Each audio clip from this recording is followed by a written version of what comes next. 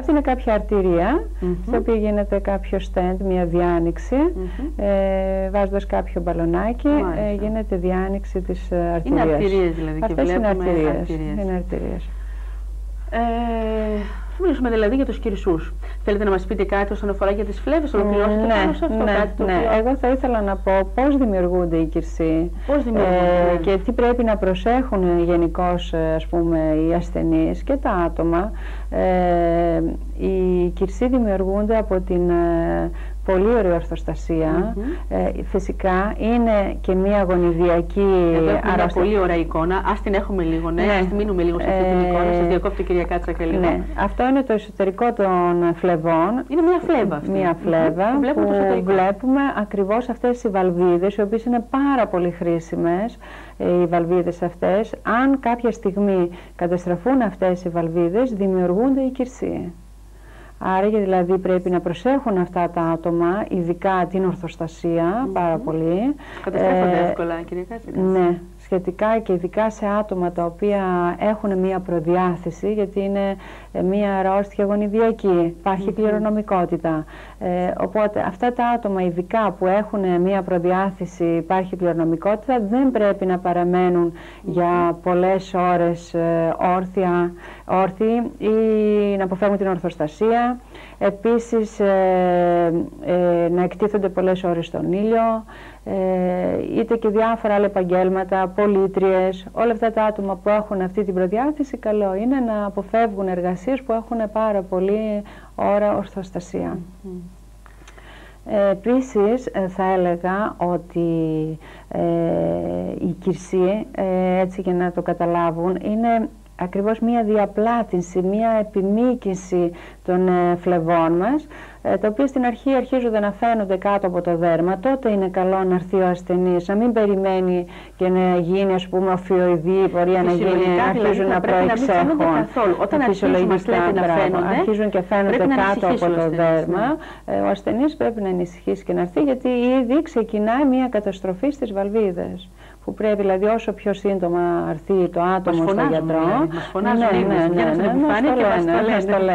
μας το λένε. Αλλά πολλές φορές, εντάξει, όλοι μας λίγο πολύ αμελούμε. Η αμέλεια. Και αυτές είναι βαλβίδες, ακριβώς φαίνονται μέσα. Οι οποίες καταστρέφονται, δηλαδή οι βαλβίδες πώς λειτουργούν, ανοίγουν, οι βαλβίδες, καταρχάς, οι φλέβες μας είναι παθητικά όργανα, δηλαδή η πίεση του αίματος στις φλέβες είναι ελάχιστη. Οπότε για να επιστρέψει το αίμα πίσω, βοηθάνε αυτές οι βαλβίδες. Όπως βλέπουμε εδώ στο σχήμα.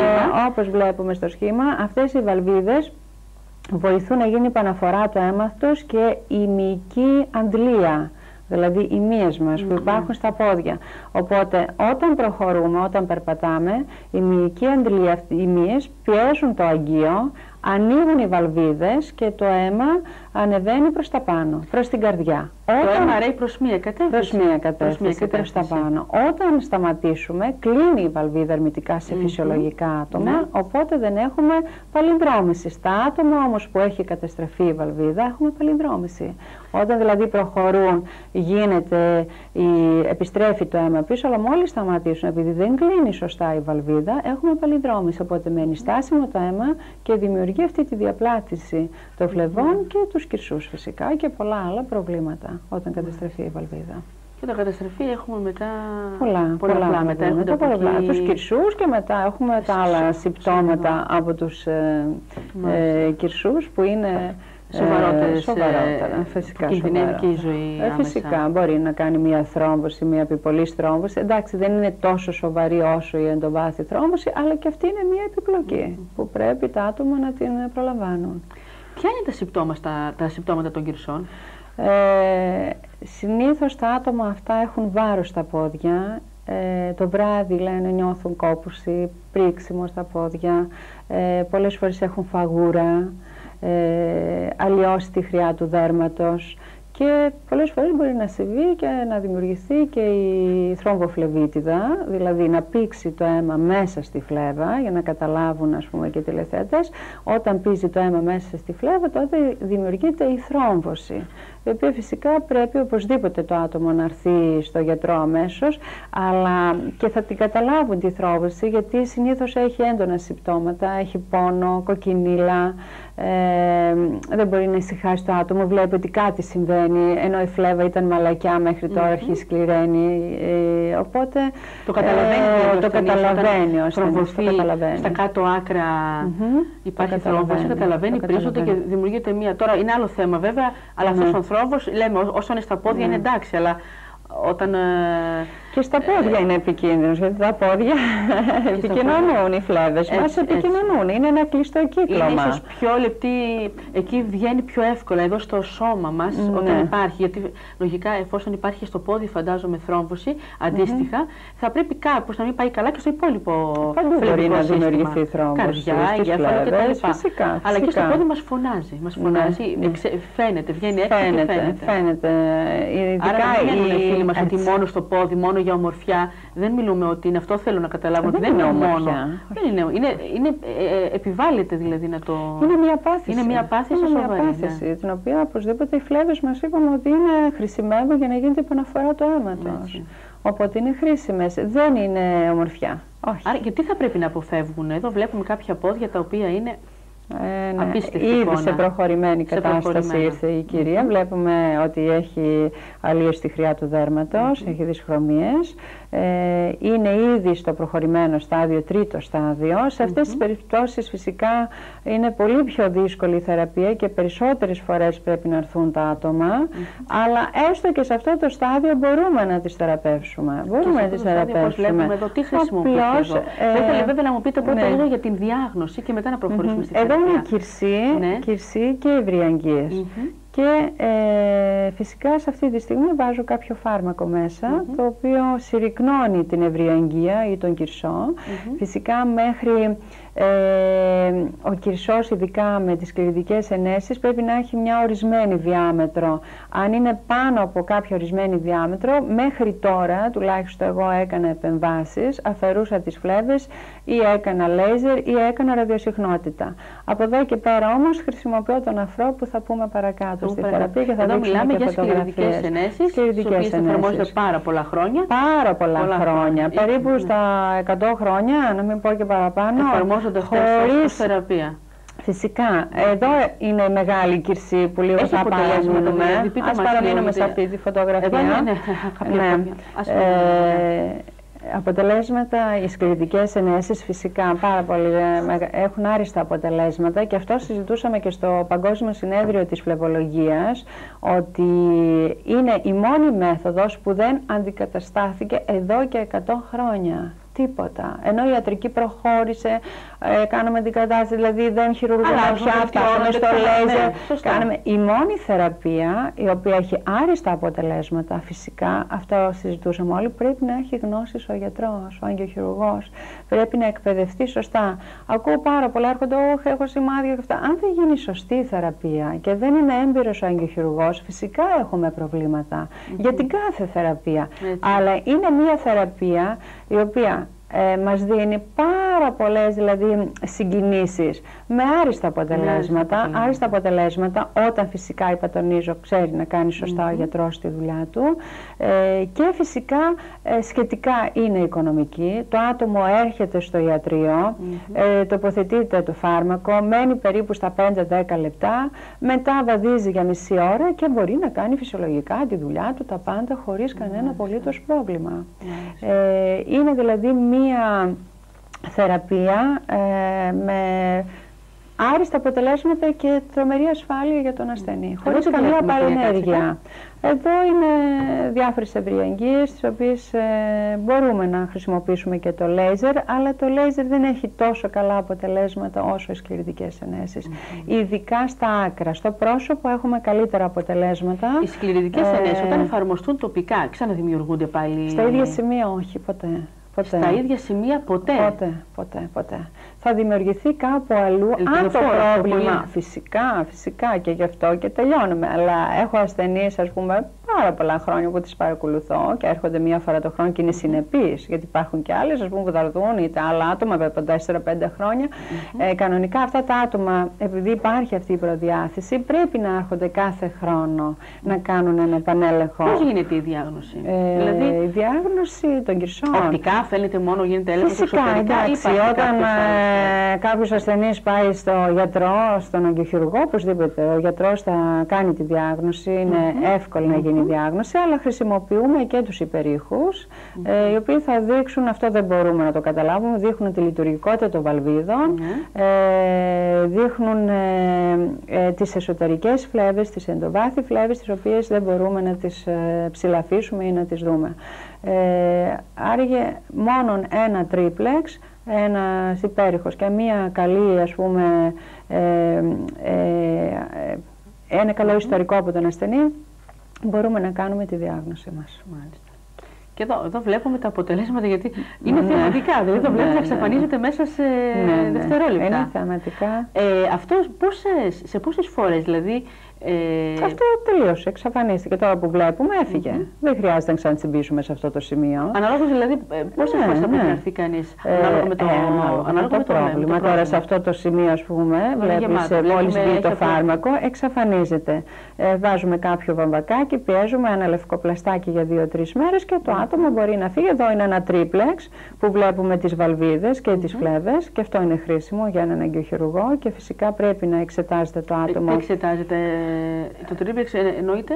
Τρίπλεξ είναι απλό, δεν είναι, είναι υπέρηχη. Δεν το γνωρίζουμε όλοι, χωρίς δεν είναι πόδινο, είναι αυτό. Οπότε βλέπουμε μέσα το εσωτερικό των φλεβών και όπως είπαμε βλέπουμε και τις εντοβάθη φλέβες. Παλιά κάναμε φλεβογραφίες, πολύ πιο δύσκολες εξετάσεις. Και απεικονίζεται σε κάθε εικόνα σε τι κατάσταση βρίσκεται. Σε τι κατάσταση βρίσκεται η φλέβα. Και αναλόγως μετά το τρίπλεξ ακολουθούμε μια θεραπευτική αγωγή. Αν υπάρχει ανεπάρκεια μεγάλη, θα χρησιμοποιήσουμε τώρα τελευταία τον αφρό. Παλιά κάναμε επεμβάσεις, κάναμε το λέιζερ, κάναμε τη ραδιοσυχνότητα και τώρα φτάσαμε να γίνονται πολύ πιο απλά τα πράγματα. Πολύ πιο απλά. Πείτε μας για τα τελευταία δεδομένα που είδατε τώρα, τα τελευταία που παρακολουθήσατε κι εσείς έξω, για τον αφρό. Τι είναι ο αφρός? Γιατί νομίζω ότι δεν θα το ξέρει κανένας. Λοιπόν, φυσικά, ο αφρός, είπαμε, είναι κάτι που έφερε επανάσταση στην αγκιοχειρουργική. Σε λίγα χρόνια δεν θα κάνουμε επέμβαση στις φλέβες μας. Τελείωσε. Γιατί μέχρι τώρα κάναμε αφαίρεση της φλέβας. Δηλαδή, αφαιρούσαμε τη φλέβα, μετά. Εδώ φαίνεται ο αφρός, αυτό το σημείο, ακριβώς, βλέπουμε ότι είναι ένα στέρεο πράγμα ο αφρός. Το φάρμακο είναι ένα υγρό, ο αφρός είναι πιο στέρεο, οπότε τι κάνει ο αφρός? Έχει την ιδιότητα αυτή, μπαίνοντας μέσα στο αγγείο, ας δούμε την άλλη εικόνα, μπαίνοντας μέσα στο αγγείο, σμπρώχνει το αίμα, φαίνεται εκεί που είναι κόκκινο, δεξιά και αριστερά, και μένει ο αφρός ακριβώς στο σημείο που θέλουμε.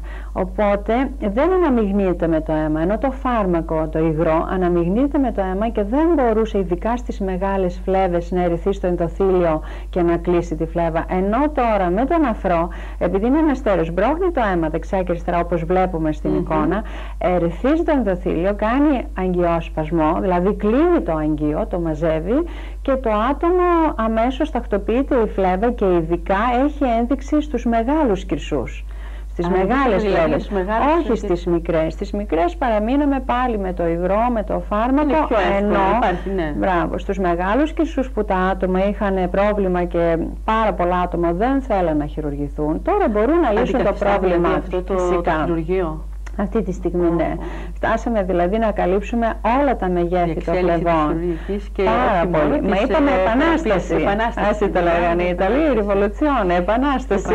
Είναι δηλαδή φάρμακο. Μιλάμε για αφρό, αλλά μιλάμε ένα υγρό, όπως μας δείχνει. Είναι το ίδιο φάρμακο που χρησιμοποιούσαμε τόσα χρόνια, βάζοντας κάποιο αποστηρωμένο αέρα μέσα και γίνεται ο αφρός. Γίνεται ο αφρός, ο οποίος μπαίνοντας μέσα ο αφρός στο αγγείο, επειδή είπαμε είναι στέρεο υλικό. Σμπρώχνει το αίμα, δεν αναμειγνύεται με το αίμα, οπότε αυτό ερεθίζει το ενδοθήλιο, κάνει αγγειόσπασμο, ακριβώς το ίδιο κάναμε και με το λέιζερ. Δηλαδή στην αρχή ήταν η αφαίρεση της φλέβας, αφαιρούσαμε τη φλέβα. Φτάσαμε σε ένα σημείο η εγχείρηση, σε τουλάχιστον εγώ, μία μέρα τους έβαζα το πρωί, έκανα την επέμβαση, την άλλη μέρα φεύγαν. Μετά βγήκε το λέιζερ, το οποίο μας έλεγε αμάν πιο απλά τα πράγματα, έμπαινε το λέιζερ μέσα με τη θερμότητα, συρρίκνωνε τη φλέβα, αλλά πάλι όλες αυτές οι τεχνικές, είτε το λέιζερ, είτε την εικόνα που έχουμε τώρα. Ακριβώς αυτά εδώ, θεραπεύονται με τον αφρό. Να μείνουμε λίγο σε αυτή την εικόνα. Ναι. Είναι δηλαδή το πιο προχωρημένο στάδιο που θα μπορούσε να παρατηρηθεί σε πόδια, δεν είναι? Σε αυτές τις περιπτώσεις κάναμε στην αρχή χειρουργική επέμβαση, αφαίρεση της φλέβας, μετά φτάσαμε στο λέιζερ και η ραδιοσυχνότητα ακριβώς το ίδιο, μπαίνουν μέσα στην φλέβα και συρρικνώνουν, αλλά όλα αυτά έπρεπε να χρησιμοποιήσουμε χειρουργείο. Δεν γινόταν στο ιατρείο. Δηλαδή ο ασθενής έπρεπε να μπει, να νοσηλευτεί, να γίνουν οι εξετάσεις, να πάρει κάποια νάρκωση, να μείνει ένα βράδυ στο χειρουργείο και φυσικά οικονομικά στοίχιζε πολύ περισσότερο και στα ταμεία, γιατί η οπτική είναι αυτή που χρησιμοποιούμε το λέιζερ, στοιχίζει στα ταμεία περίπου στα 1.200 ευρώ. Δηλαδή και τα ταμεία μπαίνουν αρκετά μέσα, συν ο ασθενής, αλλά και ο ασθενής αναγκαζόταν να μείνει ένα βράδυ, αλλά και όσο να είναι μία επέμβαση. Ναι, μεν έγινε πιο απλή. Εδώ βλέπουμε το λέιζερ που μπαίνει. Ακριβώς, βλέπουμε το λέιζερ πώς μπαίνει μέσα. Μια αξιόλογη, πολύ έτσι αποτελεσματική. Αλλά όπως λέμε και σήμερα, εξελίσσεται συνέχεια και έρχονται νέα δεδομένα, νέα πράγματα. Ακριβώς. Το λέιζερ απλώς και αυτό είναι μια επεμβασούλα. Έπρεπε να γίνει εδώ μέσα. Βλέπουμε ένα κυρσό. Πείτε μας λίγο τι βλέπουμε. Είναι ο κυρσός, στον οποίο μπαίνει μέσα το λέιζερ, η οπτική είναι του λέιζερ και συρρικνώνει τη φλέβα. Ακριβώς το ίδιο, αυτή τη στιγμή, χωρίς να μπει στο χειρουργείο ασθενής, μπαίνει ο αφρός μέσα και συρρικνώνει τη φλέβα. Εάν με αυτό είχαμε μια βελτίωση της τάξεως, όχι, είχαμε και με αυτό θεραπεία.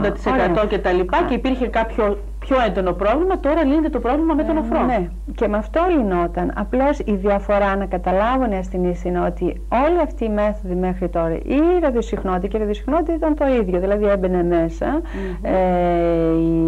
η οπτική είναι όπως και στο λέιζερ, απλώς έπρεπε ο ασθενής να νοσηλευτεί, είναι ένα χειρουργείο. Θέλει αποστήρωση, θέλει αναισθησιολόγο, θέλει δηλαδή αρκετά πράγματα. Ενώ με τον αφρό δεν χρειαζόμαστε πια τίποτα. Ούτε αναισθησιολόγο. Πόση ώρα δηλαδή διαρκεί αυτό? Δεν χρειαζόμαστε. Ο αφρός περίπου θα υπολογίζει ο ασθενής μισή ώρα μένει ξαπλωμένος στο κρεβάτι, στα 3/4 θα έχουμε τελειώσει. Και μετά κατόπιν μπαίνει μια επίδυση για 2 μέρες και τελειώνει. Υπήρχε κάποιος Ισπανός σε αυτό το συνέδριο που ήμουν, ο Γκαμπρέρα, όπως έκανε πάρα πολλά περιστατικά και μας άφησε όλους εκεί άφωνος να βλέπουμε, ο οποίος ήταν αγκιοχειρουργός, έκανε πάρα πολλά χειρουργία παλιά και από τότε που ανακάλυψε τον αφρό, ο άνθρωπος μας έριξε τέτοιες εικόνες που όλοι μείναμε με ανοιχτό το στόμα, δηλαδή αυτός όλες τις φλέβες, ό,τι και μέγεθος να είχαν οι φλέβες, μπορούσε με τον αφρό να τις κάνει τέλειες, δηλαδή βλέπαμε κάτι πόδια τέλεια. Οπότε πράγματι είναι μια επανάσταση στην αγκιοχειρουργική ο αφρός, ο οποίος θα μας αφήσει και ίσως όλο τον αυλό της φλέβας. Όλο τον αυλό. Ενώ όπως είπατε και πριν, το υγρό εξίσου καλό, αλλά επειδή είναι αρκετά αραιό, διαλύεται με το αίμα. Ενώ αυτό είναι σαν. Και είχαμε αποτυχία στις μεγάλες φλέβες. Ενώ ο αφρός δεν μπορεί να χρησιμοποιηθεί στις μικρές φλέβες η ευρεία εγγύης. Δεν ενδείκνυται, επειδή είναι πολύ στέρεο υλικό. Αλλά ενδείκνυται στις μεγάλες φλέβες. Μπορεί δηλαδή κανείς ερχόμενος σε εσάς να εφαρμόσει μόνο τον αφρό χωρίς να χρειαστεί ραδιοσυχνότητα ή σκληρητικές? Ναι, φυσικά. Βεβαίως. Μπορεί δηλαδή να έχει. Φυσικά, αν θέλει να κάνει ραδιοσυχνότητα ή λέιζερ ή χειρουργείο. Αυτό είναι δικό του θέμα. Αυτό εφαρμόζεται? Στις ευρυαγγείες δεν έχουμε καλά αποτελέσματα. Προτιμούμε το υγρό. Είναι πολύ λεπτά, όπως καταλαβαίνεις και εσύ, είναι λεπτά. Ο αφρός είναι παχύρευστο και δεν έχει καλά αποτελέσματα. Αλλά γενικώς ο αφρός, είπαμε και το ξαναλέω, ότι σε λίγο κανένα άτομο δεν θα χειρουργείται. Θα είναι δηλαδή ελάχιστες οι περιπτώσεις που θα μπαίνουν τα άτομα σε χειρουργείο. Γιατί θα γίνεται αυτό απασχολεί όλο τον κόσμο, ότι η ανάρρωση δεν είναι μόνο τα έξοδα, αν η ανάρρωση είναι ο χρόνος μετά που θέλει, μετά από το χειρουργείο, ο φόβος και όλα αυτά. Όλοι οι ασθενείς φοβούνται. Όταν τους πεις για χειρουργείο, αρχίζουν και φοβούνται. Μα είναι απλό, μα είναι αυτά. Σου λέει θα μπούμε στο χειρουργείο, τι αναισθησία ξεκινάει η συζήτηση, θα πάρω αναισθησία, δεν θα πάρω αναισθησία, τι θα κάνω, που θα μείνει, που θα μπορώ να περπατήσω μετά. Ενώ με τον αφρό, σε μισή ώρα το άτομο σηκώνεται με τον επίδεσμό του και πάει, περπατάει, πάει κανονικά στη δουλειά του, χωρίς απολύτως κανένα πρόβλημα. Αφρό, αλλά θέλω να τονίσω και εγώ ότι ενώ μιλάμε για αφρό και ίσως αυτή τη στιγμή έχουμε καινούριους φίλους που μας βλέπουν, αφρό, φάρμακο. Αναφερόμαστε για ένα φάρμακο αφρό. Φυσικά. Ακούγεται έτσι χαλαρά αφρός, αλλά δεν είναι αφρός. Έτσι. Τώρα, επειδή είμαι πολύ ενθουσιασμένη με αυτά που μας λέτε τώρα, αλλά φαντάζομαι ότι και οι φίλοι μας που μας βλέπουν, αυτό που θα ενδιαφέρει είναι αν στοιχίζει πολύ ακριβό αυτά. Αν στοιχίζει αυτό. Δεν τι γίνεται. Συγκρίση με τα χειρουργεία δεν το συζητάμε. Δεν είναι ακριβή σε μέθοδος. Ναι. Είναι σχεδόν τα μισά χρήματα από ένα χειρουργείο που θα έδαινε ο ασθενής. Δηλαδή, αν στοιχίζει το χειρουργείο 2.000, 1.500, εξαρτάται σε τι. Ναι. Εδώ θα πάει στα 700 ευρώ, εξαρτάται. Και χωρίς όλα τα υπόλοιπα που πραγματικά επαναστατική μέθοδος. Όχι, είναι πάρα πολύ επαναστατική και είπαμε ότι σε λίγα χρόνια, αυτό λέγαμε και στο συνέδριο, εμείς οι χειρουργοί δεν ξέρουμε τι θα κάνουμε. Δεν θα χειρουργείτε. Εγώ δεν στην γίνεται, επειδή είμαι λάτρης, δηλαδή και ειδικά στις κλινικές ενέσεις, τις κάνω εδώ και 23 χρόνια, ιδιωτεύω, μπορώ να πω ότι είμαι πολύ καλή σε αυτό το τομέα. Οπότε ο αφρός για μένα είναι κάτι εύκολο, πολύ εύκολο, να περάσω δηλαδή από το υγρό στο στέρεο. Και νομίζω ότι είστε πολύ κοντά στον άνθρωπο, αγαπάτε και θέλετε, έχετε πολύ αγάπη. Βέβαια, ο καθένας που κάνει μια δουλειά, νομίζω, οι γιατροί έτσι έχουν όλοι, αγαπούν αυτό που κάνουν, αλλά εσάς γνωρίζουμε ότι είναι η λατρεία σας πολύ μεγάλη. Δηλαδή, δεν θέλετε να πονάνε, να υποφέρει ο κόσμος κτλ. Οπότε και το χειρουργείο και όλο αυτό προσπαθείτε και βρίσκετε τρόπους αντιμετώπισης και αποτελεσματικούς και πιο αποτελεσματικούς, αλλά και πιο. Και έχουμε και ωραίο αισθητικό αποτέλεσμα. Φανταστείτε όταν κάναμε επεμβάσεις, τομές, να έχουμε τομές. Ερχόταν ειδικά στον άντρα ίσως όχι τόσο πολύ, αλλά στη γυναίκα οι τομές που παλιά γινόταν και μεγάλες ήταν άσχημα. Και πάλι με το λέιζερ και όλα αυτά, δηλαδή έχουμε τελείως διαφορετική εικόνα. Δηλαδή και από αισθητικής πλευράς, εκτός από θεραπευτικής που έχουμε άριστα αποτελέσματα, και από αισθητικής πλευράς είναι τέλειο το αποτέλεσμα. Θα πρέπει να κάνει κάποιος πολλές επισκέψεις σε σχέση με τις κλινικές ενέσεις. Όχι, τη σαφηνία από το γόνατο και πάνω μπορούμε με μία συνεδρία να την τελειώσουμε. Μπορεί με μία συνεδρία να τελειώσει. Να τελειώσει. Και όσο μεγάλος και αν είναι και όσο μεγάλος και να είναι. Γιατί εδώ με τον αφρό έχουμε και ας πούμε ένα αβαντάζ. Δηλαδή ο αφρός, επειδή είναι στέρεο υλικό, χρειάζεται πολύ μικρή ποσότητα. Οπότε το φάρμακο που βάζουμε είναι πάρα πολύ ελάχιστο. Άραγε μπορούμε να βάλουμε, να κάνουμε όλη τη φλέβα με μία σύριγγα. Ο αφρός δηλαδή να είναι 4 σεσέ ή 5 σεσέ με μία σύριγγα, μπορούμε να κάνουμε όλη τη φλέβα. Ενώ παλιά, επειδή είπαμε το υγρό διαλυόταν μέσα, έπρεπε να βάζουμε μεγάλες ποσότητες και δεν μπορούσαμε να κάνουμε τη φλέβα. Δηλαδή εγώ σε πάρα πολλές περιπτώσεις είχα επιτυχία, αλλά σε πάρα πολλές είχα και αποτυχία με το υγρό. Ενώ με τον αφρό τώρα δεν υπάρχει περίπτωση να έχεις αποτυχία και κάτι να συμβεί μπορείς να το επαναλάβεις. Να ξαναβάλεις τον αφρό στην φλέβα και φυσικά να έχεις αυτό το αποτέλεσμα που θέλεις. Ελπιδοφόρο μήνυμα. Πολύ ευχαριστώ. Έχουμε φτάσει στο τέλος της εκπομπής. Εγώ θα ήθελα, όπως συνηθίζω να κάνω μέσα από την εκπομπή μου, να κλείσετε εσείς δίνοντας 2 συμβουλές στους φίλους που μας παρακολουθούν και να κλείσουμε με αυτό. Ναι. Θα ήθελα να πω ότι θα πρέπει να προσέχουν τις φλέβες τους, τα αγγεία τους, γιατί είναι πάρα πολύ χρήσιμα για τον οργανισμό μας. Επίσης, να μην φοβούνται πια να πάνε στον αγγειοχειρουργό, γιατί υπάρχει μια καινούρια μέθοδος, η οποία μπορεί να θεραπεύσει τα αγγεία τους χωρίς χειρουργείο. Οπότε νομίζω ότι να πάρουν λίγο θάρρος και να αντιμετωπίσουν έστω και τα προβλήματα που τα θεωρούν ότι είναι μεγάλα και ίσως τους είπαν πολλές φορές ότι πρέπει να χειρουργηθούν ή να κάνουν λέιζερ. Τώρα μπορεί να αντιμετωπιστεί πάρα πολύ εύκολα με τον αφρό, που είπαμε ο αφρός είναι ένα φάρμακο.